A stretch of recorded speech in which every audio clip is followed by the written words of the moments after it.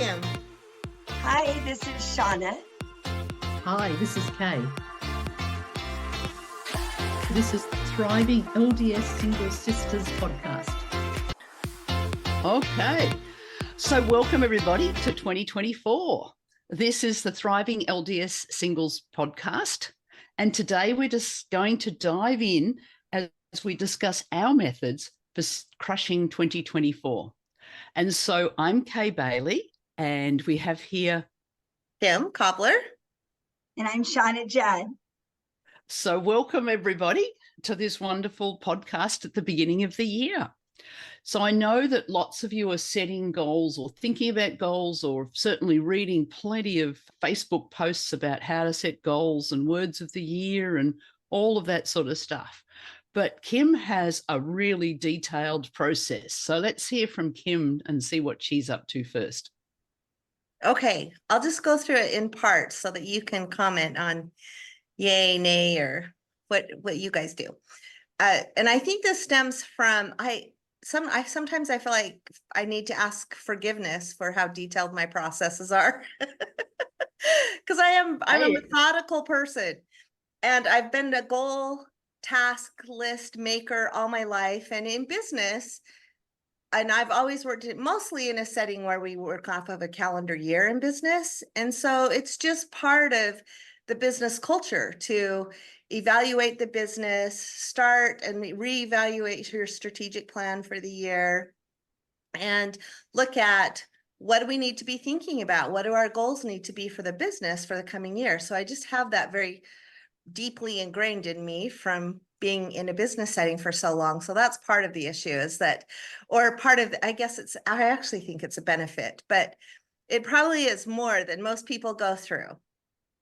Okay, so the first thing I do, which I really love to do, is, and I haven't always done this, I'll be honest, this is something I started to do once I got older, and especially after the divorce, is looking back on the last year. Because sometimes when you're in the thick of hard stuff, it's easy to forget how fun and amazing the year actually was. So I love to go back and look through my pictures. I always do a visual and reflect on what my year was like. And so that's my first step. And I like to celebrate it, because this year I was alone more for New Year's. I was busy through Christmas, and then for New Year's, I was pretty alone. So I started this process. And when you're alone, it's easy to think about how alone you are. And as I was going through my pictures, I realized, wow, I was in Salt Lake a lot. I spent a ton of time with my kids and my grandkids. I spent 3 weeks in Denmark with my siblings and my dad and my family, my Danish family. And I just had some really awesome things that happened this year. I got to go to my trip that I had dreamed of for a lifetime, to go back and see the monarchs in central Mexico and where they migrate to. So it was an amazing year, but it's easy to forget those things. So that's the first thing I do. What do you guys do? Something similar, or do you do that throughout the year? Yeah, I've heard, I've got a diary that I bought last year, and it has a very similar sort of process where it says, do this. Yeah. And one of them is to look back and realize what went well and what didn't, and yeah, all that sort of stuff. Yeah, there's pages and pages of that sort of evaluation of the year, but I didn't do it.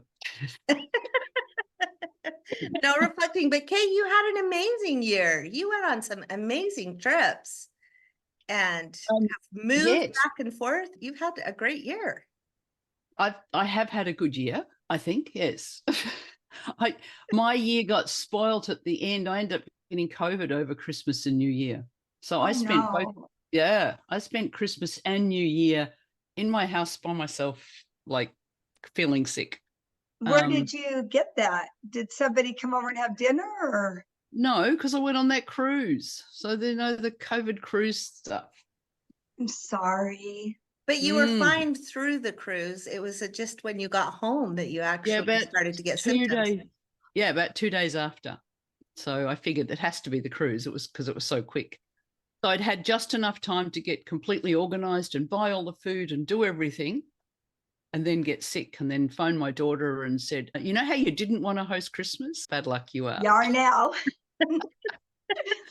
And I sat at the top of the stairs when she came round and collected everything I'd bought and organised and took it round to. She actually took, my son was away and we actually used his house.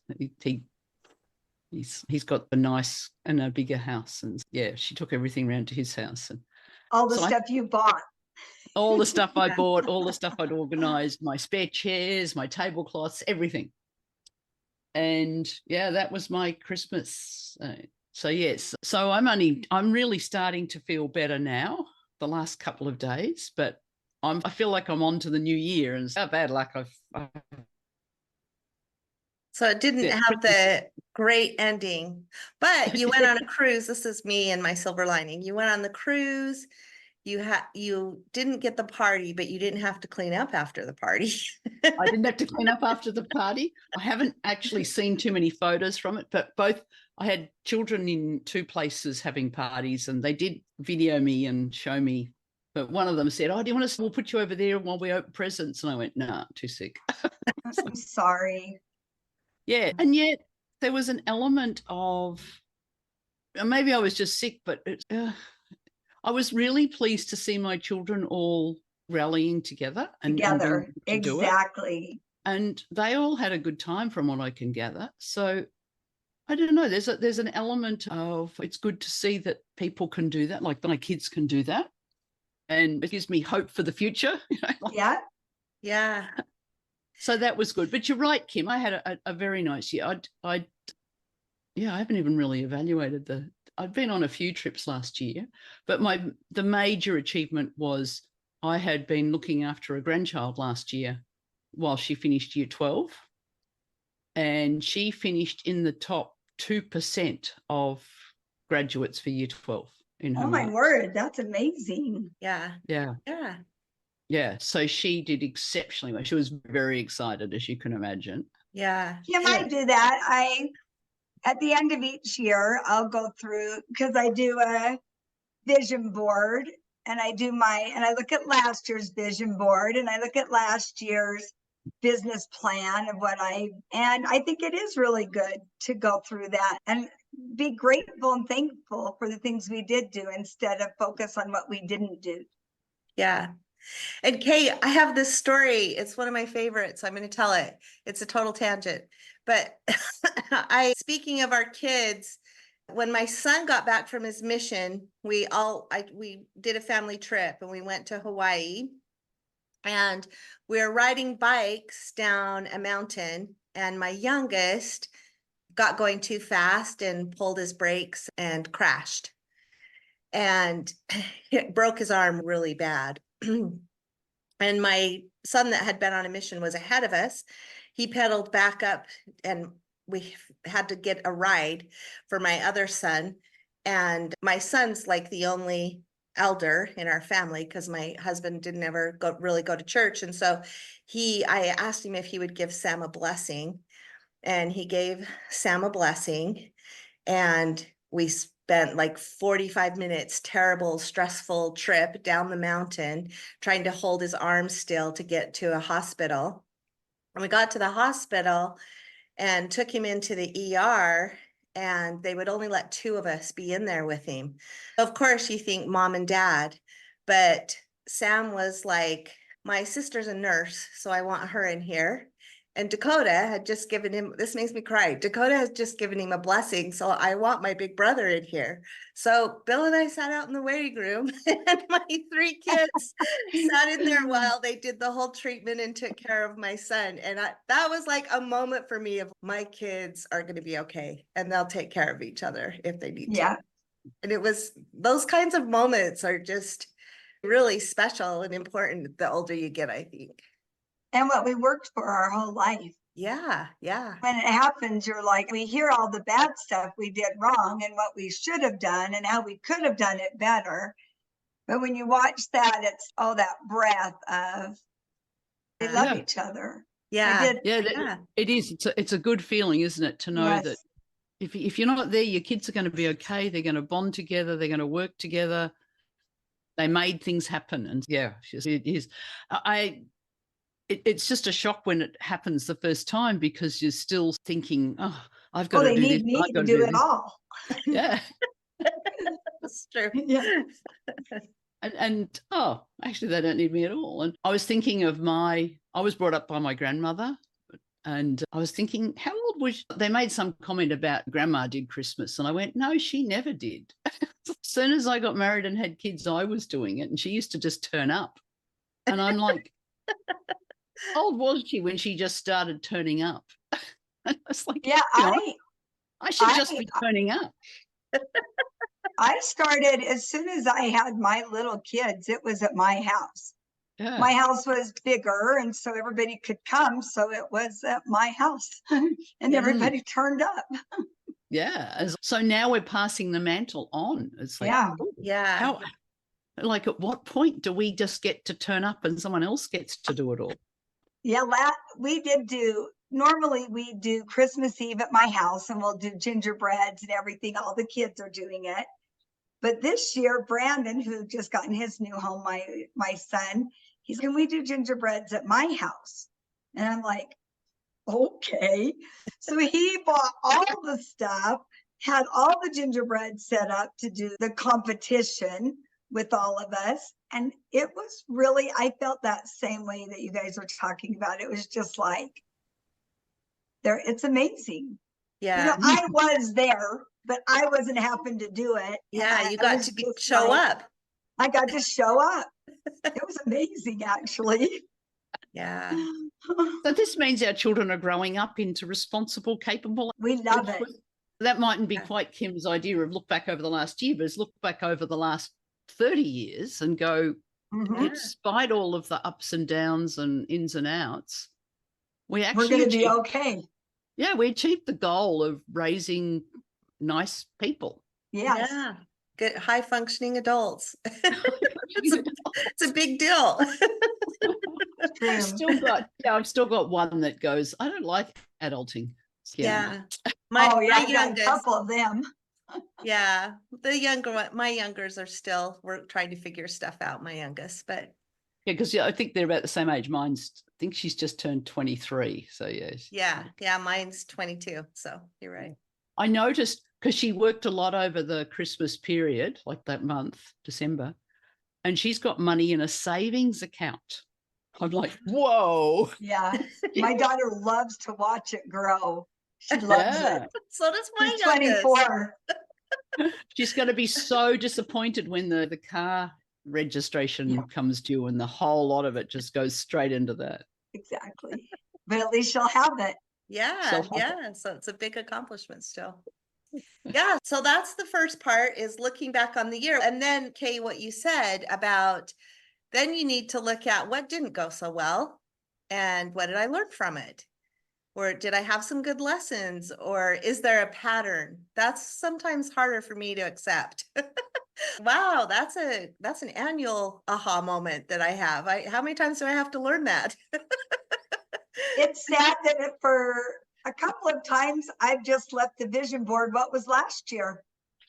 Yeah, but that's okay, because there's different ways to do vision boards, right? So some people do an annual vision board. My vision board is further out. Mine is, okay, if life ended and I had accomplished all the things on this board, I would be happy. So it's long-term, but there's short-term and long-term stuff on there. But some people do and what I love to do is when something occurs that is on my vision board, I put a big green check on it so that I don't necessarily take it off unless I need space to cover something up with something new. But I like to see that, I actually did something on my vision board. That's pretty cool. I leave those on. Well, you did lots last year. Yeah, you've got lots of those ticks. Yeah. Yeah. You're going to have to do a whole new vision board. You're going to have to move them because there's not going to be room for your new year. No, there's a lot of things. If you look at my vision board, I really didn't. Oddly enough, I made on Franklin Covey, when you check things that are task complete, but you put a dot. I don't know if you guys have ever done that. You put a dot by something when it's in process, or you're you've done stuff on it, but it's not finished. I have a lot of dots where, I made some really good progress, but they weren't actually things on my board. But you got your doctorate. You got your doctorate last year. That's amazing. That's true. I got it in Does December. that get more than a dot? Does that one have more than a Yeah, dot? that was my one green check for the year, was my doctorate and teaching at the college level. But I'm still only assistant professor, so I want to do more. So yeah, so I did do some good things, but I've got the complete opposite. I break every one of those down into tiny bits so I can tick lots of stuff. Because if I was only just putting dots on a big vision board, I'd be depressed. I'd be like, no, there's something to be said for that. That's a really important aspect of like making mini milestones and celebrating those little wins. That's what keeps people motivated.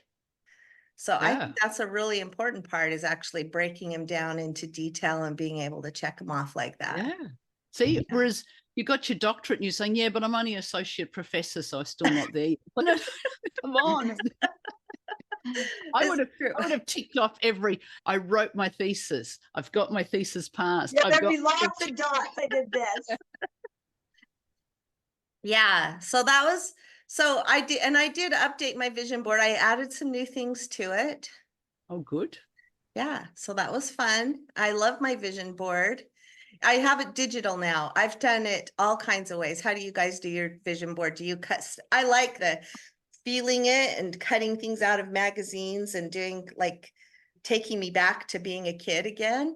But it's just easier now to do it digitally. So I do mine on my iPad. I do a great big Poster board. I'm really visual. It's like a frame that I did put on with, I'll show you it when it's done, but it's got the magnets that hold the pictures on. And I like totally scrapbook the pictures so I can look at them every day. I'm really visual, so I want to see. If I can see it, I can do it. Yeah. Yeah, that's why I like doing it digital, because I can paste it into my books. I can print it off and stick it on my fridge. I can print it and put it on my board in my office. So that's what I do too. But I'd have to take a picture and do that. Yeah. So I'm gonna do that. That still works though. That does still work. Yeah. What about you, Kay? What do you do? I've done vision boards in the past. I haven't done it for the last few years. I've got to a spot where I haven't actually got that many goals, which is a bit scary, because I was such a goal-orientated person, and like you guys, ticking things off the list and really doing that. Now I'm just after a life of peace, I guess. I do worry at times that I should be doing sort of something bigger, but I haven't got anything. I'm still waiting for that inspiration of what the next phase of my life needs to look like. And I actually have no idea. So I've ended up just setting some goals just for the next couple of months, which is because I've literally moved into my new home. It's all about just setting up my house and getting it. I want it to be really organized and really efficient. And then I'm going to work on my food storage, because I've finally got a house to put stuff in and things. Yeah, that's awesome. Yeah. So we talk about, I don't know about you guys, but we have a thing, everybody seems to talk about this word of the year. Yeah. Yeah. Mine I got the little frame that's going to show the word each month. I got to think of a word of the year. Kim came up with hers. Yes, I have my word. So last year my word was deliverer, because I got my doctorate and I was like, okay, now I have to put all of that learning and education to work. It's time for me to start delivering things.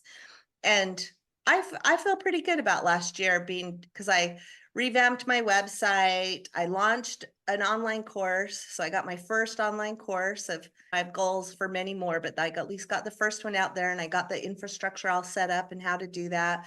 We launched the podcast, And I got a big chunk of my book started and outlined and written. So I feel like from a deliverer perspective, I did make some really good progress on delivering and applying the stuff that I've spent so much of my life trying to learn.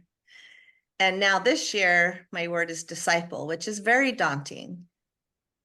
And I think this is an important thing, is like your word is what it means to you, not to anybody else. Because deliverer, who knows what Christ was called a deliverer, and that's not the kind of deliverer I had defined for what my word last year was. It was really about delivering on all of the learning that I had. But this year, disciple is about what are all those things that how you behave and how you act if you're really a disciple of Christ. And that fits in with how I manage my finances, how I take care of my physical and mental health, how I serve others. There's a lot there. So it's a little bit of a daunting word, but that's my goal. And a word does help me stay focused on keeping me in the right direction and reminding me throughout the year. So I like having a word. Yeah, I think that's the vision boards and the words, that's what they're all about, the emotion that's behind them. So when you look Right. at, does it pull you up? Does it pull you forward? Does it enthuse you about your life? Yeah. Yeah. I was like, you want to do what makes the best you. What's going to make the best you? What kind of things do I do? Mine's changed a little bit because mine was so I would go meet opposite of Kim. I would meet with managers that would want me to set goals, right? And it's really hard for me to set a goal. Like they'd want me to say, okay, you're going to do this much money this year, sell this much. Then I felt like I put a limit on me. I'm like, you're stopping me. I need to be able to go, the sky is the limit. So my brain wouldn't think like that. Or they'd say, okay, then what's the minimum you're going to do? I'm like, I'm not going to focus on the minimum, because then I'll keep thinking that, like when I'm out golfing and I'm like, oh, there's sand in front of me. Don't go in the sand. Don't go in the sand. Guess where it goes? Right in the sand. I couldn't do that. But it's really what I felt like is it's important. It's really important that your thoughts are with your actions, right? Instead of, you can think, oh, I'm going to go do, you can say I'm going to do this and go do it. But if you think I'm not good enough, or you think I can't do that, it's going to be hard to accomplish my goal.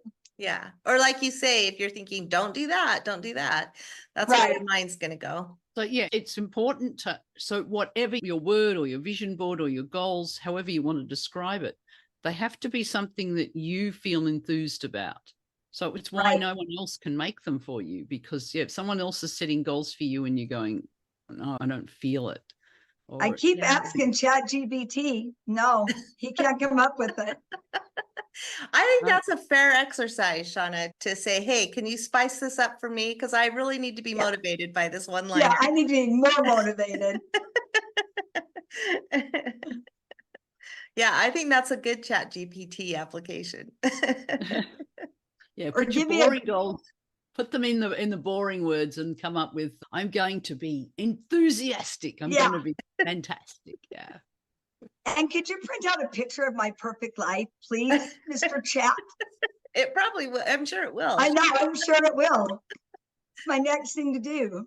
That's actually a really good lead into the next part of my process, because after I create the vision board, and I was thinking about this year, because I've not done as good a job doing this last year and maybe even the year before, but I used to, and I'm planning to do it this year. So I'm like 2/3 of the way done with my process. Is I would then take time to write out under each of the categories: relationships, my spiritual well-being, my financial well-being, my health, my career, all the categories. I would detail out like what it is I had on my vision board, sometimes a page. And I would even write it down to the day. On my vision board right now is to complete a triathlon, and not a sprint, because I've done a few sprints. So I want to do I'm like, what are you saying to me, Kay? I want to do an Olympic triathlon in the ocean, as Shauna knows, because the ocean is hard. But anyway, so that's a goal. And I'm thinking, I have this, oh, am I too old to even have that on my vision board? Am I crazy, or can I really do this? So but it's still on there. And so I would like detail out. I can feel myself making strokes, forward stroking through the waves, and the waves crashing against my face, like detail out like how that feels, and to make the transition from the swim and trying to pull off my wetsuit to get on my bike to go to the next leg. And so I really put a lot of thought and emotion into like, how would I do that? And I write it, and then I actually record it.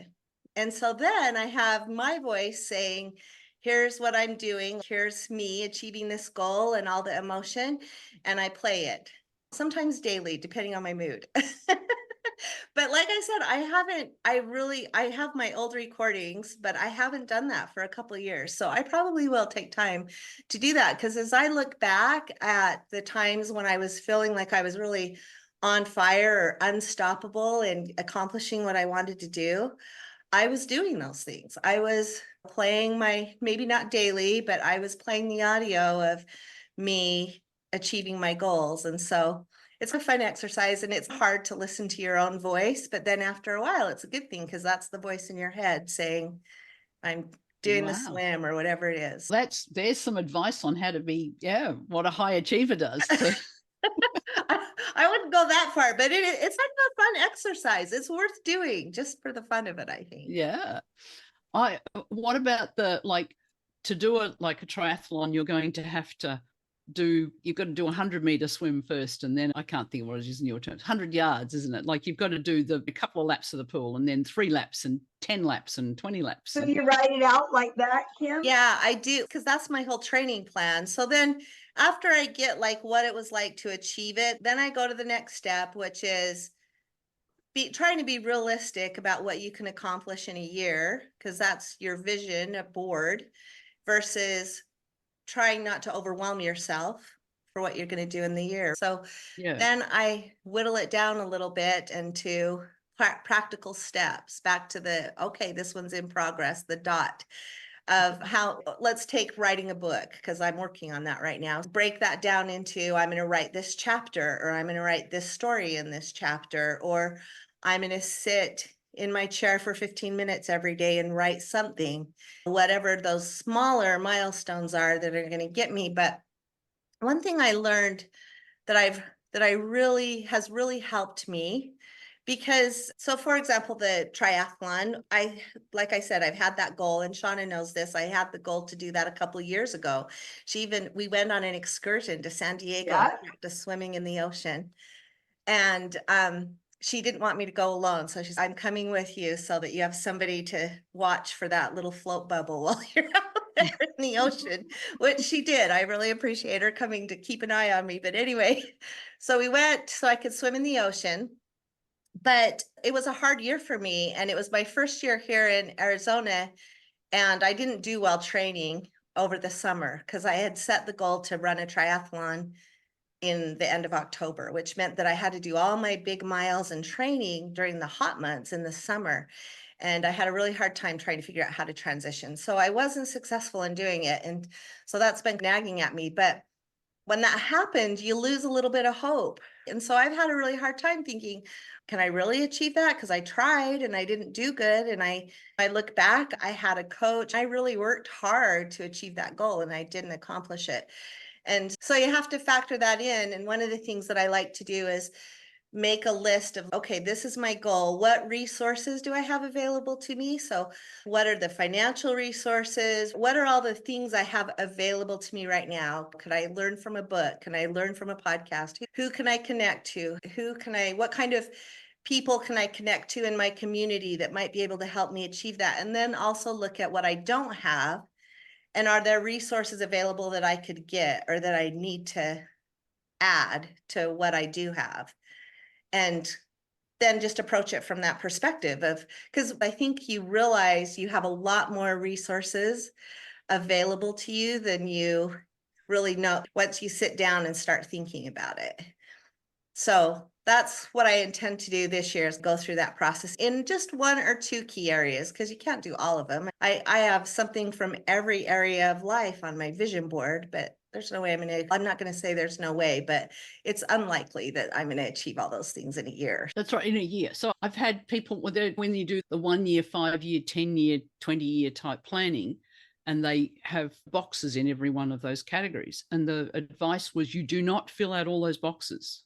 Yeah. Because it's too much. So you might have all of these things you hope to achieve eventually, but you can't achieve them all in the first year. So you've got to spread them out. And then that would be discouraging, because you'd look at it and you'd be like, if you think you're going to do it, that's really what I do, is overload myself on, okay, I'll just leave that on there till next year. But I guess I really don't get discouraged. I just keep thinking, oh, I'll do that next year. Yeah. And that's the other thing, is I've had people talk about setting a money goal for your business. Some people like to set a really big stretch goal so that they really feel like they've got it's an amazing goal. One big thing. Yeah. But I found that depressing, because to me, I wanted something that I felt I could achieve, and the feeling like I could achieve it and that I was on the path to achieving it made me feel better, rather than this stretch goal that the brain was just going, you can't do that. Yeah. Now, Shauna's obviously got a different brain than mine, and hers. Yeah, it's true. That's why I was saying we all think different. So you can't lock people into the same box, because if I try making you say, okay, why would you only want to put that down? You're going to feel bad. If you say to me, and I'm going to feel stressed. Exactly. I've got to do better. I've got to do, and then I end up just going. Then you just close down. And with me, if I set that goal, and I'm like, what if I could do more? And I just set it there. That's ridiculous. Sky's the limit. I'm going to go. Brains are different. I think it's important that we find what motivates us. Yeah, what motivates us? So is it pictures on an actual board, or is it screensaver, or is it just words, or is it a feeling? What is it? And find that, because that's that's what it's really about, isn't it? Is setting yourself up so that you actually achieve the things you want to achieve in a year. And if someone else says, wow, that was amazing, you had an amazing year, it's good, but it has to sync with what you think. That doesn't decide me. I still walk away thinking that wasn't my best. I didn't do what I thought I could do. You have to do what you think. Yeah. And underlying that, what I hear both of you saying, and what I feel really strongly about, is that finding joy in the process and not in the goal, right? Like, I have so many stories, even of the triathlon that I didn't compete in, of all the effort I put into doing it. There was a lot of joy. There was some really challenging, hard things, but definitely the San Diego trip with Shauna was a highlight. There was a lot of joy in the process. And I think it's important to learn how to not just be joyful and happy when you're getting the goal, but in the process of working toward things. Because so I think, and that's what I hear both Shauna, both you and Kay saying. Yeah, and feeling success. The whole thing about enjoy the journey, isn't it? Because this is a journey. This is a life. It's a lifelong learning and growing. And whether we tick something specific like a triathlon off our list isn't important. It's as you said, it's the discipleship of how am I going to progress towards that? And that's the important thing. And I just I was looking up President Nelson. He actually had a whole thing about setting New Year goals. And of course, I can't find it instantly when I was thinking about it. But yeah, he's got 3 resolutions he suggests. Yeah, I remember reading that. I don't remember much. I saw that also. But they were, I think, really in alignment with what we're talking about, actually. Yeah, that's right. That's why I thought of it. Now I'm trying to find them. But because they were a bit more of a spiritual nature. Yeah. And I think that's another thing I've learned to do a lot more, especially since receiving my endowments and all those things and going to the temple more. I call in my Heavenly Father or pray. I'm very prayerful about what I need to focus on, so much more than I ever used to be. And I know, Kay, because I think a lot of people in our position, it being a little bit older or getting to that empty nester stage, we do start to think, what now, or what next, or what should be my plan, or what is my life's plan. And when you've raised your kids, which was such a big part of being a mom, and whether you had a career or not, it is really challenging to think about, okay, now where should I spend my efforts and my focus? When you're single, you're not thinking about, going on a mission with my husband or those kinds of things. And so you don't have a partner to be planning things with. So he's got 3 suggestions. Resolve to strengthen your spiritual foundation, which may involve setting specific time and place to study the scriptures, pray more, temple worship, and let God prevail in all aspects of your life. And that's certainly one where I'm like, I think for so many years I would set goals and you'd be going this place, and then God goes, no, you're actually going over this way. Yeah. So I'm like, God, just tell me what it is. I give up. You just tell me and I'll just do it. Because that road I just went on was really windy. yeah, that's right. So I'll just do whatever you want. You keep taking me where you want me to go anyway. So just tell me at the beginning and I'll write them on my list. But yeah, so I've made goals like that I've actually, because I've moved, so I'm in a new place, but I've sent out word that we're going to run a Come Follow Me scripture study discussion group every Sunday night at my house. Awesome. So we'll start this week and we'll see how that goes. But that's my resolve of how to study the scriptures more this year, is if I'm running the group, I better be organized. Yep. That's good. And the temple. So yeah, I went into the temple last week and volunteered to do some volunteer work there in the temple. So they're not big goals as far as conquering something, but they're the specific steps I'm going to do this year to be following that ideal to strengthen my spiritual foundation. His second one is to resolve to be kind to others. He's put quite a bit of emphasis in the last year, hasn't he, on that? Forgive, be kind. I taught Sunday school for the adults Sunday, and the 5th Sunday, and that's what it was on. All right. It was really on not being, it was scary, but it was on don't be, no, and I can't think of the word. Don't be mean. Racist. Don't be racist against anything, against color, against or nationality, against religion, against someone that's not the same social status as you.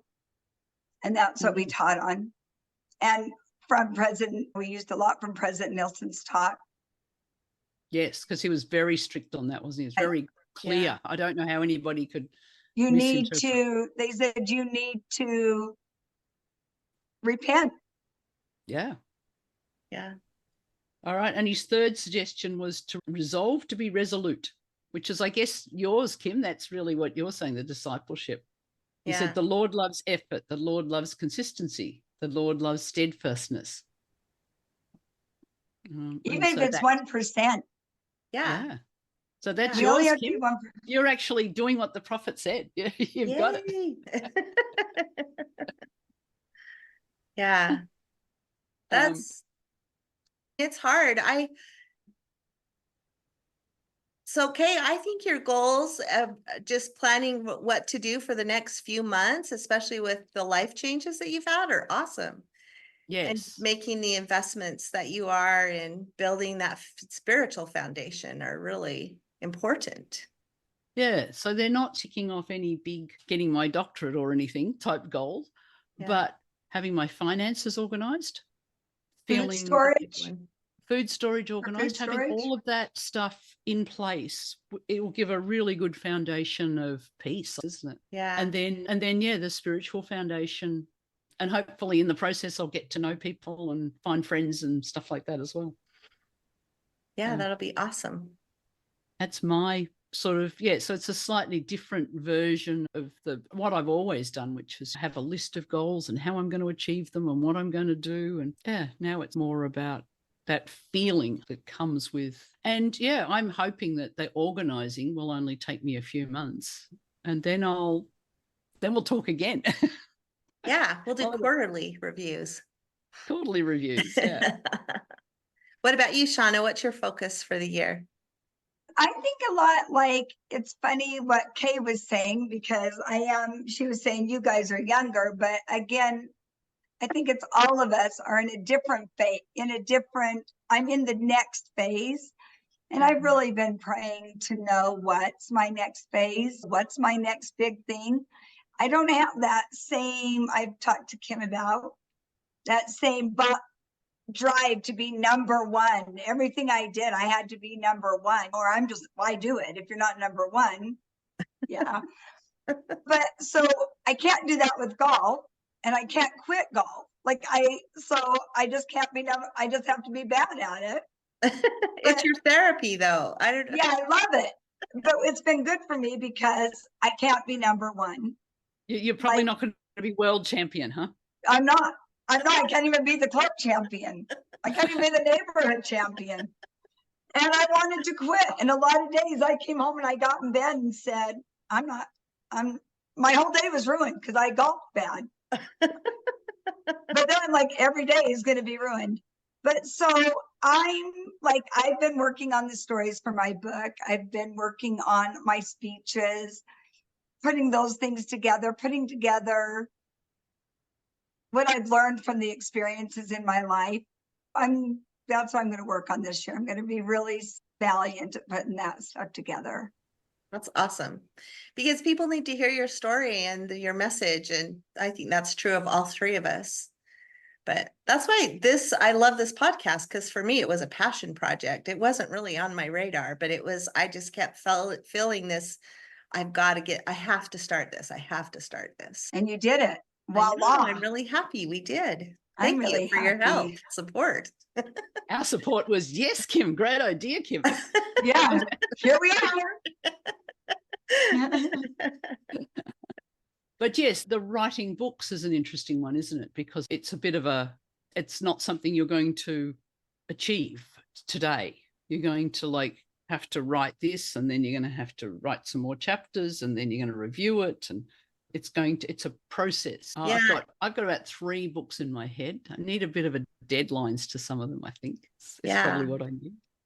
And what I have really learned about writing, because I've spent a lot of time and effort on that this last quarter of the year, is it's a gut-wrenching effort, as in terms of it's really a mental health exercise. If it's nonfiction and you're sharing parts about your life and what your lessons learned were and why you find certain things valuable or not valuable, those kinds of things, it's a very soul-searching experience. And you get started on a couple paragraphs, and before I know it, I'm in the thick of, wow, that was a really hard time, or this was a really challenging thing that I learned. And you have to do your own mental health and being and processing in order so it stirs up a lot. At least it did for me, and still continues to do. It's a very slow process, because then that puts a brake on things for a little bit, and you have to go back and do some work on yourself and think through things. So it's been really good exercise, but definitely a lot more soul searching and deep work than I anticipated. It's really healing. Healing. I started that type of book during the COVID lockdown, when you literally the whole world locked down. There was nothing to do. Yeah, all the literally holidays you had, everything got cancelled. And I went, I'm going to write that book I've been meaning to write. And so I did a really good job. And I had a friend that was willing to read the chapters as I did them, and she was encouraging. And so it was really great. Yeah. And then it all stopped, and we all went back to normal life. And that's as far as it stopped so fast. I thought it was so long, but then I'm like, wait, that didn't give me time to do all those things I said I was going to do. It's true. We need another COVID lockdown so I can finish the book. Oh, No, Kay, you don't say watch your that. mouth, Kay. And they're going to shut us off the air. It was a really good time to do things like that. I've got a dream. The granddaughter that I've been looking after, her birthday's in March. And I did have this idea that I would write her a bit of a lessons in life to learn. And I even thought of getting some of those key books and sort of having that as I her gave it to birthday my mom and dad. Yeah. I bought my mom and dad one of those books where they go through, but do you know my sister and brother-in-law did that one where each week it sends you a new question that you're supposed to answer.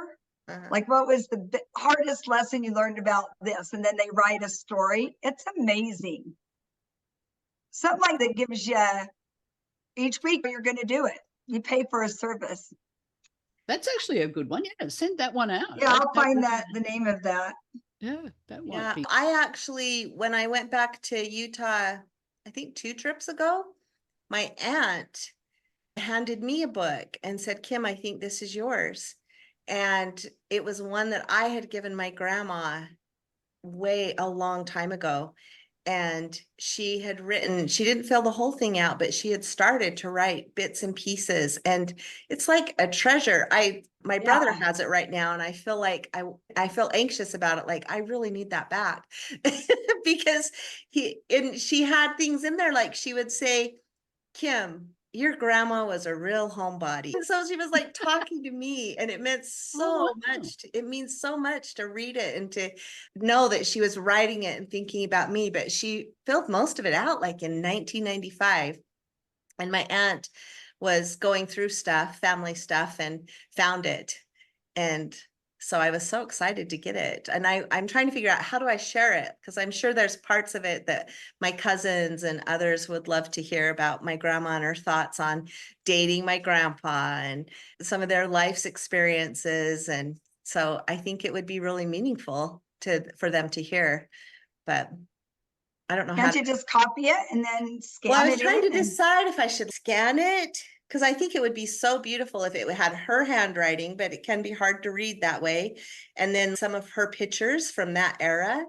So it had some of her pictures and then her writing, so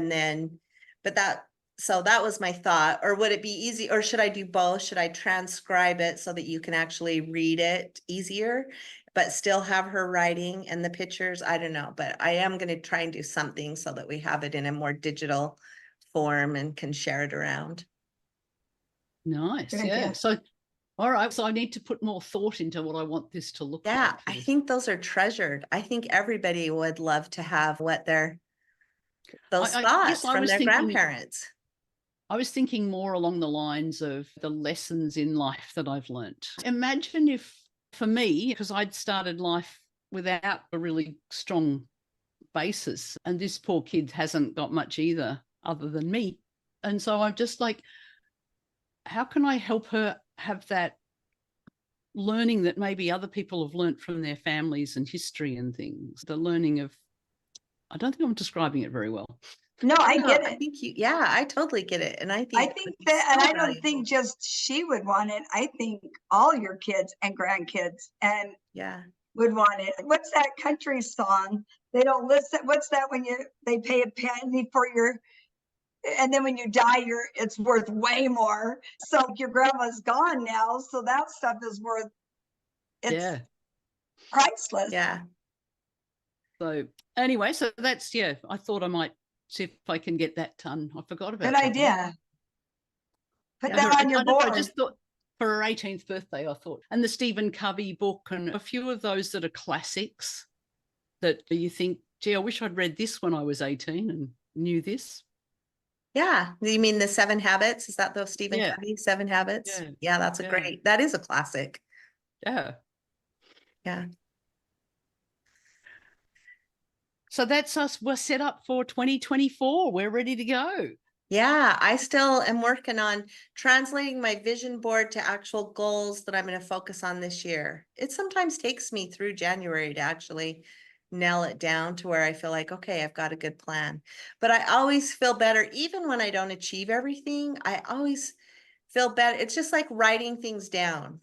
I'm so much more likely to accomplish it if I've written it down in a list than if I just keep thinking over in my mind, oh, I've got to do that, or I've got to be paying attention to that. Exactly. That going through the exercise sets you up to get closer to whatever it is. I think it's a really good exercise to always go through. That's what we hear from all of the experts, don't we? You Yeah, need to yeah. write things down.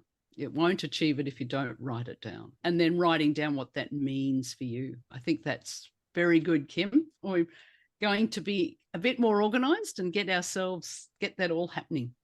And we're going to give ourselves grace. Yes. Great. Yeah. Now we give ourselves grace at the end of the year where we got half the list done. So that was Right. that That's what process I of mean. like, We're going to give our, we and got we can't half be the like, list oh done. my gosh, it's almost 10 more months. And we have 9 more months. And we have 8 more months. Yeah. We don't want to do the countdown. No. Or even get to it always bothers me when people say I don't set resolutions because I never achieve them, because I think, that's just a cop-out. Find a new process, I want to say. There's Right. got to be a better way. What works for you. Yeah. Yeah. And whether those goals are simple ones like going to the temple every week, that's the goal there. That sounds simple, Kay. It sounds simple. That's right. I know. My brain went to, if you miss a week, the world doesn't end. Yeah. It's like you still went 50 weeks out of 52. That's amazing. So much better than the year before. So exactly. And even if the goal is once a month, that's a good goal. Yeah. We only have to be 1% better. That's right. We only have to be 1% better. And we're just turn on that path and go that direction. Yeah. Forward, not backward. Yeah. Forward, not backward. Exactly. All right. I hope everybody will feel enthused to plan their year and get themselves organized and set. Yeah. Hey, you know what I'm thinking? I have one last thing. I don't know. We might have to edit to shorten this up, but tell me if you think this needs to be edited out. But we were talking, Kay and I were chatting about this, Shauna. I was chatting on one of the dating apps with a guy, and he was saying, I don't really have a plan because I'm going to wait until I find somebody because I want to make a plan together. And Kay and I were saying, well, gosh, in my brain, I have never thought that way. First, I didn't have a husband that was a planner. And so if I was going to have a plan together, it never would have worked because we just wouldn't have had a plan. But because he's just not a planner, and some people are that way. But so I've always just had a plan and not an hour plan. I don't know, Shauna, you're married, so you can speak to this. Do you mine was hour plan? No, like the problem is, and I talk with a lot of women about this, is our picture of what we're going to do, and we're going to go to Australia with our husband, or we're going to go here. And then when the husband isn't there to do that, it feels like your dreams are shattered to some of these women. So it's so important that we get it back to I don't know how to say it, but you can move forward and do it without a spouse. We were going to do everything with our husband, and that's not the case even when you really are married. Yeah. Because you're saying you're single now, but it wasn't different when you were married. When you even are really married. It's right. Like I slightly disagree. I think like when I was married, the whole big rocks idea that you need to plan the year out. I would write out the calendar, really put those big rocks in together so that everybody's on the same page and knows what's going to happen, because you've got to get time off work and all those sorts of things. So we would plan out our year in those ways, but you would have your own goals and plans as well. And that's what I just thought when Kim said about this guy. He's obviously got a goal for 2024 called Get Married. And yeah. Well, I think the difference is, Kay, is that you had a husband that would do that with you. Yeah. You know what I mean? Kim was married, but her husband wouldn't do that with her. Mm-mm. She was a planner. She taught everybody how to do planning, but her husband wouldn't do that with her. So she made the plan for herself. Yeah. Oh, I made the plan for the family and just, yeah. But your husband would allow it, which Yes. is amazing. Some don't. Yeah. Yeah. Yeah. And then now that I don't have a husband, I would never think to say I'm not going to have a plan because my only plan is to get married. But you just don't base plans on things that are totally out of your control, I guess, is Right. the important lesson, is that you have to plan anyway. And I if think the those are difference things is you can do to, like, I could take a class on how to have healthy relationships or go to places to meet people. But short of that, that's my goal isn't, okay, I'm gonna get married this year. That's not my goal. And I'm not gonna plan around that. And you're not going to not do what you want to do because you're not married. Because Yeah. in every dream, there was a man. Yeah. That's healthy. That's good. Yeah. Yeah, no, I think it's very important for us as singles to plan our lives as we are and to travel single. And so we can talk about travel as singles and things. But Yeah. I guess, I don't know whether it's true or not for this guy, but for men in the church, the choice of being married probably is completely up to them. And if he set a goal to be married this year, the chances are he will achieve it. There's definitely, if you go to the singles activities, the ratio of men to women is 20 to 1, 10 to 1 sometimes, but very high.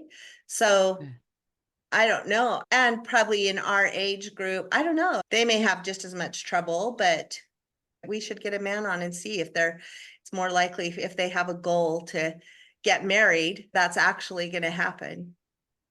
And for the women, don't believe that it's not possible. I've literally got 3 friends that have got married in the last year, or one's got married, 2 are engaged, but yeah, in this age group. So to decent men, like to good men, not just like choosing anybody. So there are good men out there and there is choices, but yes, I wouldn't suggest a woman has that as her number one goal. Yeah. Or the more important thing, whether it's relationships or finances, is for lack of, I'm never going to get that, just don't have a plan. Or if I can't plan this with another person, then it's not worth planning. And that's just that. I don't think that's at all in alignment with what our prophet is asking us to do or focusing. No, I think how we should be preparing ourselves and those things. That's right. We should prepare ourselves for celestial marriage in our spiritual preparation, but we should get on with our life as we are. And make sure we don't sabotage ourselves. Yeah. You know, yeah. You don't want to be like, I can't do it because of this, make excuses. But that's something you really want, prepared, just like you're saying. Yeah. Yeah. All right. That was my last little thing that I thought, I need to mention this. Thank you, everybody, for coming today. Thank you, Kim and Shauna, for your contributions. I hope everybody can set some plans and goals for the new year and be enthused and really feel like they can achieve these things. And we look forward to hearing from you about what you've achieved, what your goals are. Thank you, everybody. Thank you. Bye. Thank you. Thanks. Bye. Bye.